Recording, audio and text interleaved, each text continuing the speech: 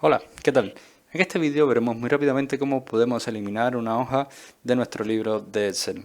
Supongamos que tenemos un libro de Excel con bastantes hojas, las hojas aparecen justo aquí abajo, ¿vale? Esto se le llama hoja de cálculo y bueno, nosotros por lo que sea ya no necesitamos alguna de estas hojas, por lo tanto la podemos eliminar para que bueno, el libro pese menos, es decir, en fin, esto es un archivo de Excel y mientras más datos tenga, más pesará ese documento. Pero si nosotros ya no necesitamos esta hoja, podemos eliminarla muy fácilmente. Solamente tendremos que bueno, estar encima de la hoja que queremos eliminar, hacemos un clic derecho sobre ella y en el menú que nos aparece nos iremos directamente al botón de eliminar.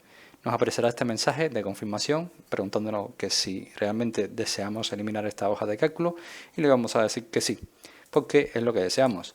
Nada, con estos pasos ya tendrías eliminado cualquier hoja en Microsoft Excel. Espero que el vídeo te haya gustado, te haya ayudado. Como siempre te digo, te invito a que me dejes tu like, suscríbete a este canal y por supuesto nos vemos en un siguiente vídeo.